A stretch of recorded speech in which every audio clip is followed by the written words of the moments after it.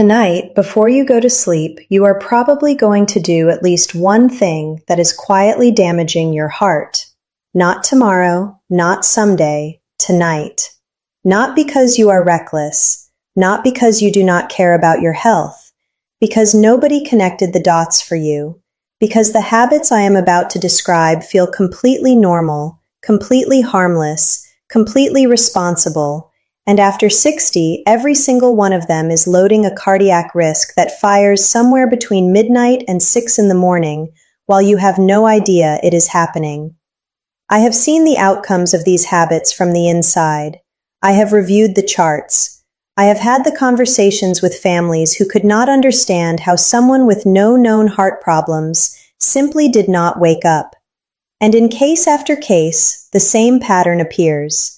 The same 5 ordinary evening choices, made by careful, health-conscious people who had simply never been told what those choices were doing while they slept. My name is Dr. Favor Adeyemi. I have over 10 years of clinical experience, and today I am giving you the conversation those families wish had happened before it was too late. There are 5 nighttime habits that are directly linked to heart attacks and strokes in people over 60. By the end of this video, you will know all 5. You will know the biology behind each one, and you will have a specific protocol to start changing them tonight, not next week, tonight. The 5th one is the one that shocks people most. It is something almost everyone over 60 does. It feels completely innocent, and the research behind it, published in one of the most respected medical journals in the world just last year, is the kind of finding that should be on every doctor's wall. We are going to get there. Stay with me. Before I give you the 5 habits, you need to understand one thing about the night that most people never learn. Because without this foundation, you will hear these habits as inconveniences rather than dangers. Your heart does not rest when you fall asleep. It changes mode. In a healthy body, the night is when blood pressure drops naturally, roughly 10 to 20% below your daytime readings. Your heart rate slows, the arteries relax, inflammatory markers settle. This is called the nocturnal dip, and it is one of the most protective things your cardiovascular system does. It is when your heart actually recovers from the demands of the day. But after 60, this system becomes fragile in ways that nobody explains at a routine checkup. Blood vessels stiffen with age. The autonomic nervous system, the network that automatically regulates your heart rate and blood pressure, becomes less precise and less responsive. The hormonal signals that trigger that protective nighttime dip begin to weaken. The result is a much narrower margin for error. During the day, your cardiovascular system has backup mechanisms. It compensates. It adapts. At night, many of those mechanisms are offline. Think of it this way. During the day, your heart is running with a full crew. At night, it is running on a skeleton crew. And what you do in the 2 hours before you close your eyes determines whether that skeleton crew can hold things together until morning or cannot. Heart attacks and strokes do not occur randomly across the 24-hour clock. They cluster. Research consistently shows cardiovascular events peak between midnight and 6 in the morning, the precise window when the body is most vulnerable, most unmonitored, and most dependent on the choices you made before bed. The 5 habits I am about to describe are the ones that appear most consistently in the people who do not make it through that window safely, starting with the one that almost nobody connects to their heart. Habit 1. Eating a heavy meal within 2 to 3 hours of going to bed. I want you to think about last night. What time was dinner? What was on the plate? Because this single habit is one of the most underestimated stresses your heart faces all day, and most people have no idea. When you eat a large meal, your digestive system demands an enormous surge in blood flow. Your heart has to work significantly harder to meet that demand. Blood pressure rises, triglycerides, the fat circulating in your bloodstream, spike sharply in the 2 to 4 hours after a large meal. Now place that entire biological process on top of the moment your body is trying to transition into nighttime recovery mode. The two demands are in direct conflict. Your heart is simultaneously trying to manage the metabolic work of digesting a full dinner and shift into the restorative, low-demand state it needs to protect itself overnight. Studies published in cardiovascular research consistently show that eating within 2 to 3 hours of sleep is associated with elevated nighttime blood pressure, disrupted nocturnal dipping, and significantly increased cardiovascular risk during the sleeping hours. One study found that people who ate late and then went directly to bed were substantially more likely to show the dangerous non-dipping blood pressure pattern, the pattern most strongly associated with overnight heart attacks and strokes. The fix does not require a diet overhaul. Finish your main meal by 7 in the evening when possible. If you eat late, keep it genuinely light. Protein and vegetables, not heavy fats and refined carbohydrates that spike blood sugar and demand sustained digestive effort through the night. What time did you eat dinner last night? Leave your answer in the comments. That question alone tells me more about a patient's overnight cardiac risk than almost anything else. I read every response. Habit 2. Taking your blood pressure medication at the wrong time. If you are among the more than 60% of adults over 60 who take medication for high blood pressure, what I am about to tell you is something your doctor may never have mentioned. Not because they do not care, but because a 7-minute appointment rarely reaches this level of detail. Most antihypertensive medications are taken in the morning. That is the habit. That is the convention. But here is the biological problem with that timing. Blood pressure follows a predictable daily curve. It rises through the morning, peaks in the afternoon, and is supposed to drop significantly at night. But a meaningful portion of people over 60, particularly those with hypertension, do not get that protective nighttime dip. Their pressure stays elevated through the night, or surges in the early morning hours when the body is transitioning out of sleep. This condition is called nocturnal hypertension, and it is dangerous in a specific way that daytime high blood pressure is not. During sleep, your arterial walls are in a relaxed, vulnerable state. A pressure surge at 3 in the morning hits those walls differently than the same surge at 3 in the afternoon. It is significantly more likely to rupture a vulnerable plaque inside a coronary artery, more likely to trigger clot formation in a narrowed vessel, more likely to produce a stroke from a blood vessel that was already under strain.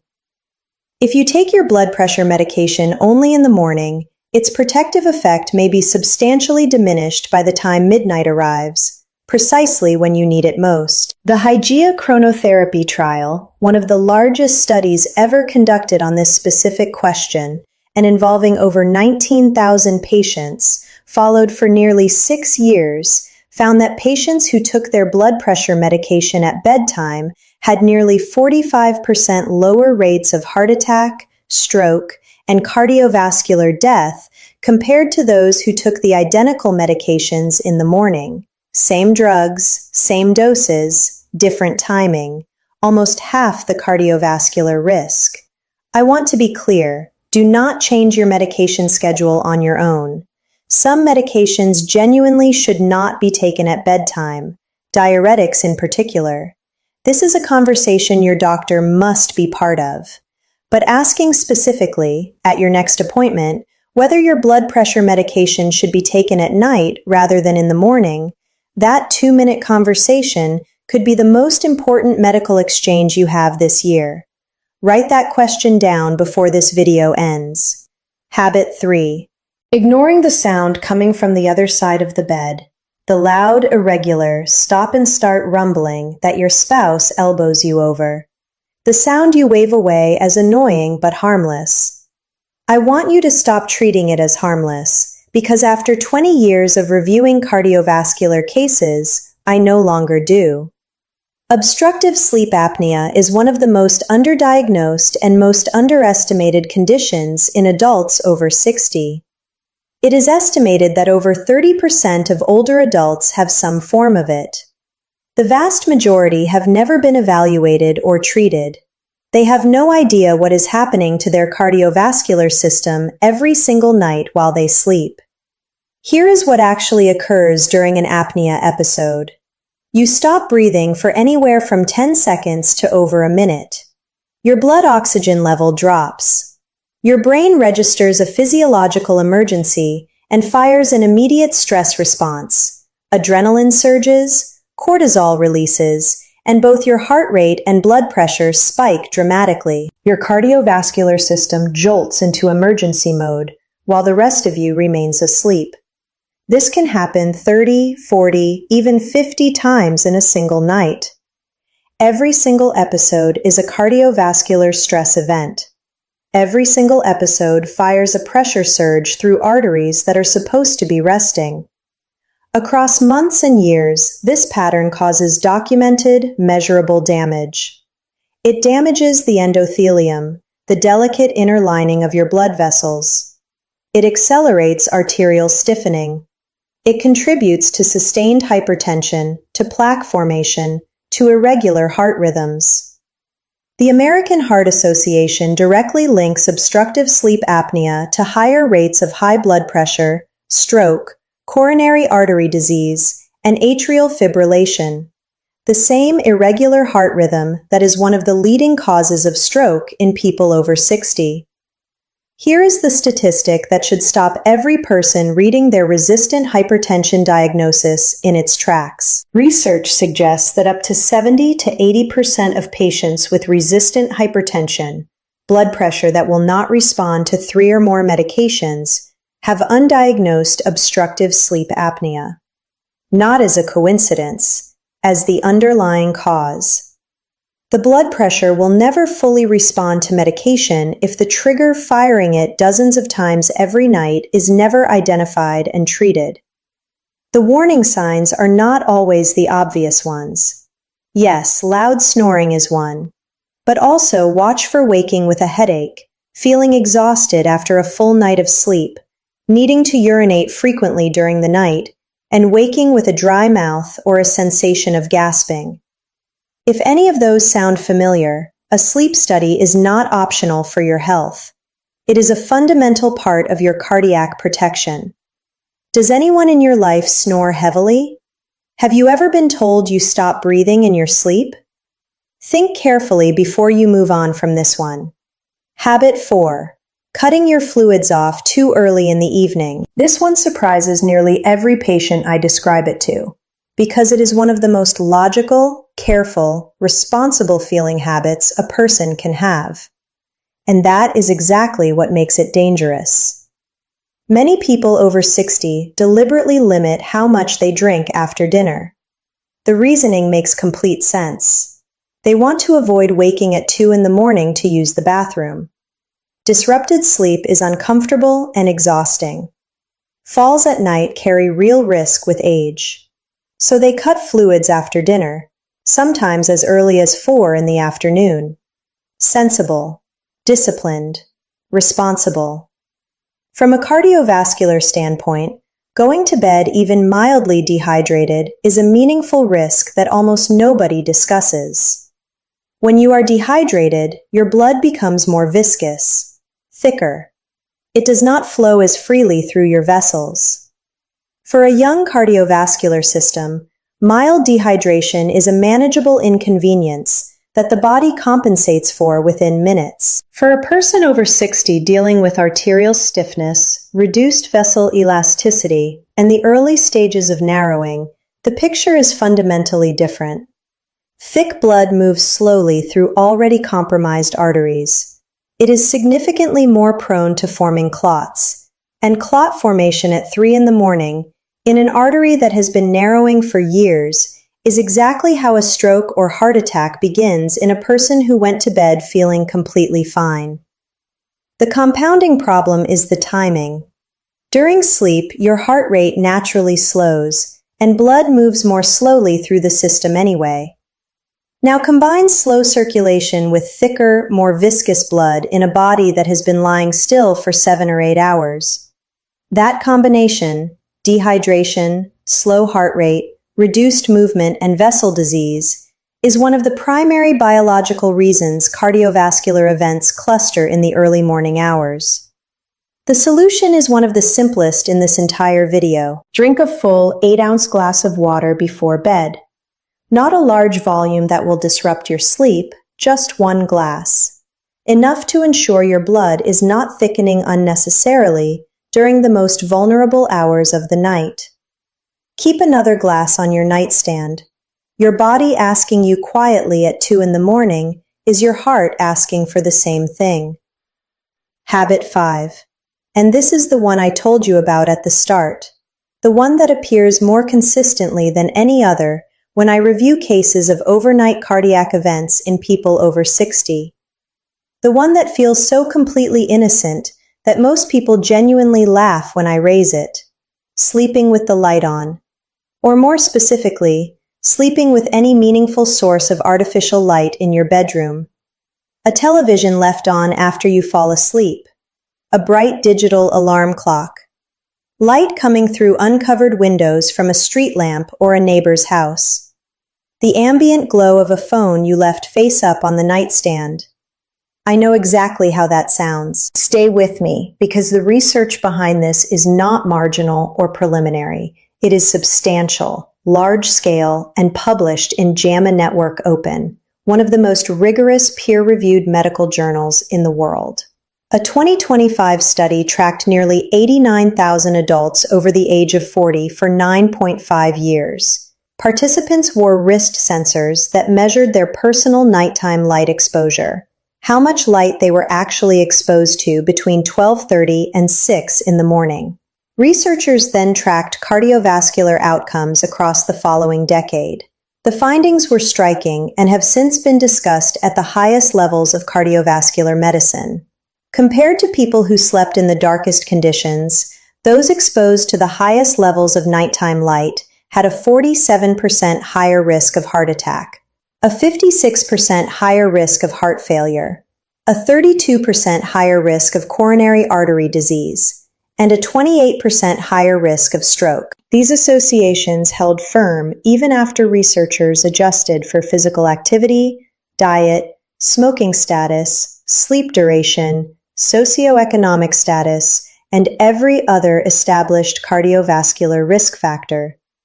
The light exposure was an independent risk factor, standing alone, separate from everything else. The mechanism runs through your body's circadian rhythm. Not just the sleep cycle, the circadian rhythm governs blood pressure patterns, heart rate variability, cortisol secretion, platelet activation, inflammatory markers, and the tension inside your arterial walls. Your body reaches peak sensitivity to light stimulus between midnight and 6 in the morning. Exposure to light during that window, even low-level ambient light from a television you fell asleep in front of, sends a signal to your body's master clock that daylight is arriving. Blood pressure, which should be dropping into its protective nighttime dip, stays elevated or begins to rise earlier than it should. Stress hormones, which should be settling, remain partially activated. The protective cardiovascular recovery that the night is supposed to provide does not happen.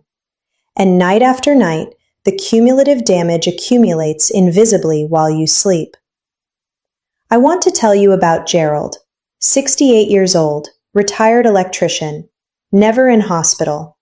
Last checkup 6 months before he died. Doctor said he was doing fine. He went to bed on a Tuesday night the same way he had gone to bed for 30 years. Watched the news, left the television on as he fell asleep, said goodnight to his wife. He never woke up.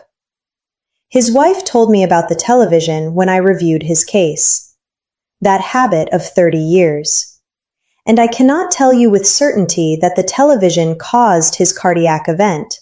Medicine is never that simple. What I can tell you is that every one of the 5 habits I have described in this video was present in Gerald's evening routine. Every single one. And I have seen that pattern enough times now that I can no longer call it coincidence. Let me bring this together because I want you leaving with something specific you can act on before you sleep tonight. 5 habits, all 5 documented contributors to overnight cardiovascular risk in people over 60. All 5 changeable starting this evening. Eating a heavy meal late forces your heart to work through the night instead of recover. Wrong medication timing leaves your blood pressure unprotected during the hours when a pressure surge causes the most arterial damage. Undiagnosed sleep apnea triggers dozens of cardiovascular stress events every night, firing adrenaline surges through a heart that is supposed to be resting. Going to bed dehydrated thickens your blood at the precise moment clot formation risk is highest. And sleeping with light exposure disrupts the circadian signals that regulate blood pressure, heart rate, and vascular recovery during sleep. None of these require surgery. None require a new prescription. All 5 can begin changing tonight. Here is your protocol for this evening. Finish your main meal at least 3 hours before bed. Drink a full glass of water before you lie down. Check your bedroom right now. Is there a television that stays on? A bright clock? An uncovered window? Make it as dark as you can make it. And at your next doctor's appointment, ask 2 specific questions. Whether your blood pressure medication should be taken at night rather than the morning, and whether you should be evaluated for sleep apnea. That is it. 5 habits identified. 5 changes available. Starting tonight. Gerald's wife asked me once whether there was anything he could have done differently. I told her honestly that I cannot know. But I also told her that every single habit I described above was woven into his evenings for decades. And I have had enough of those conversations now that I make sure nobody I can reach has them without this information first. You are not Gerald. You are watching this video. You now have what he did not have. The question is what you do with it tonight. Tell me in the comments, which of these 5 habits did you not know was connected to your heart? And which one are you changing this evening? I read every single comment, and your answer genuinely shapes what I cover next. If this video gave you something that could protect the people you love, share it. Not for this channel, for the person in your life who falls asleep in front of the television every single night without knowing what that is doing to their heart while they sleep. That share may matter more than you realize. Subscribe for more honest conversations about protecting your health after 60. Next time, we are going to cover the 5 blood pressure medications most commonly prescribed to older adults, and the specific cardiac side effects that almost nobody is warned about at prescription time. You will want to hear that before your next medical review. One final thing. Everything shared here is based on published clinical research and my experience over the past decade. Your situation is specific to you. Do not change or stop any medication without talking to your own doctor first. That conversation, informed, direct, and unhurried, is where good decisions begin. I am Dr. Favor Adeyemi. Take exceptional care of your heart. It has been working for you every single minute of every single night without ever asking for anything in return. Give it 5 good changes starting tonight. I will see you in the next one.